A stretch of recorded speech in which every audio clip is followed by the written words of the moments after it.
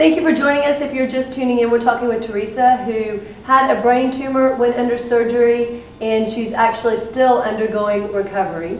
So you were saying how whenever you're in rehab, how often you had to go. Did you actually feel like you were making progress?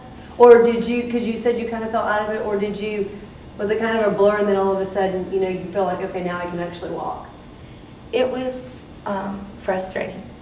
I would sit there in my bed and I would do homework. Flexing my toes would be just a lot out of me. And then finally they would take me down. I had this weight belt put around me and they would pick me up out of my wheelchair and say, okay, let's walk, and I would start walking. I had a walker. And mind you, I was 33 years old, and having to have a walker, I was like, no, I'm not a senior citizen yet and have to have one of these. It's not time yet. But I had my own walker. I had my own wheelchair too. It was mine. Right. So I thought, okay, these are my new vehicles and I need to use it. So I would walk and I started scooting and scooting, and I went, why can't my legs work? And it's like, mentally, I wanted them to work, but I couldn't have them work. And it was so funny because my one therapist said, we're going to learn to shake our hips. And I went, you got to be kidding me. I can do that. She left me stand up, and right back of me was the little mat thing to sit on, a little bench, and she stood me up and said, I can do this, and I stood up, which I could lift myself up, and I sat back down. And she goes, did you mean to do that? No, I just kind of fell back down. But you didn't know that, did you? And she says, no, but that looked really good. And I said, okay. She goes, let's go. Pulled me by a weight belt and she goes, shake your hips. And I went, did I do it? And she says, nothing's moving down there. And I said, well, come on. You know, push me, make me, you know, give me the moment. And I go, and it took us 2 weeks, but I got to shake my hips. And then finally, a year later, I came back to her and I said, Olga, check this out. And I went and I was shaking and doing the hula for her, and she says, it was wonderful. I mean, she had tears of joy in her eyes to see that a former patient came back and she could actually see what she told me to do from the get-go. So how difficult and frustrating was it to know that your brain is thinking, yes, I can do this, and not actually physically seeing the results? It was really hard, and a lot of times I wanted to give up. And what kept you going?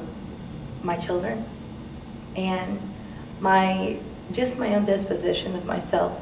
I'm not a quitter, and I was not going to fail at this because I had too much ride on it, my life. And looking at the wheelchair and looking at the walker and saying, you have the option. Do you want this, or do you want to walk again? So that's when I said, let's get walking again. What was your husband thinking or doing during this time? He was very overwhelmed, having a new child, and then also I have at the time was a 12-year-old that he inherited also when he married me. So it was a lot for him to get used to. The other problem he had was he was the over-the-road truck driver. So he wasn't home for the first 3 weeks of my surgery. He was just there, and he went back out again. And I said, well, if you don't work, you don't make money. So you have to keep the household going, so you need to work. And it was hard for him to leave me. How was that on you emotionally? Because that's a lot of things that you're going through, and your major support system isn't there. It was okay, believe it or not. I had so many doctors and nurses around me that I always had somebody with me, that I was kind of like, you know what, it's okay, bye-bye, I will see you later.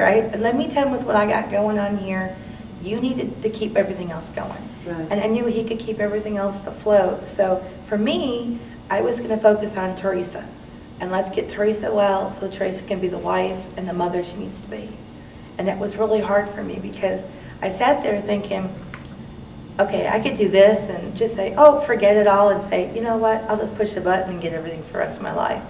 But then I might not like the button I have to push. So, and I might not get what I wanted, because I learned when they were feeding me, I said, oh, I want some of that, but she didn't cut it up right, and she didn't give it to me right. She didn't put enough salt and pepper on it. I was like, no, this is not going to work. They say if you want it done right, do it yourself, right? Exactly. That kind of pushes you even further to do it yourself. And plus, when you lose those faculties, you really learn to appreciate them more.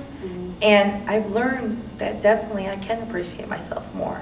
And then I look at toddlers, and people look at me like I'm nuts when I say this, but do you ever see the frustration in a child's eyes when they're trying to walk or they're trying to feed themselves and they're trying to do whatever they're doing? You know that frustration firsthand. Exactly. As an adult. Exactly. You remember that frustration. You lived through that frustration.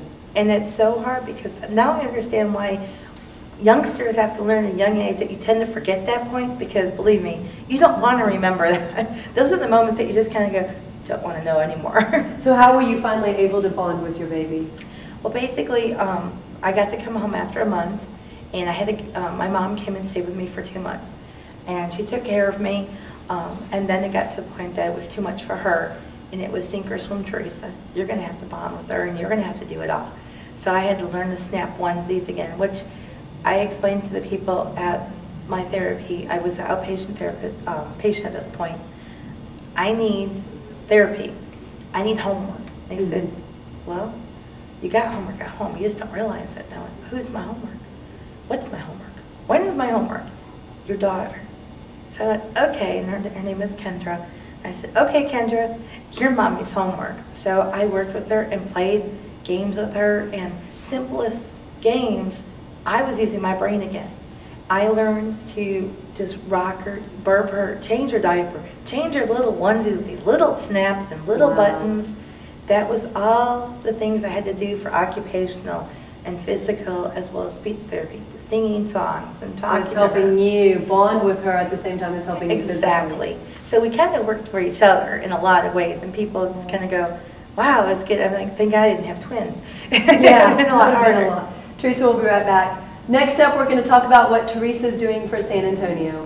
Bexar County and surrounding areas brain tumor support groups. Meetings held every second Tuesday of the month. For more information, contact Teresa Zendeski at 210-386-5608.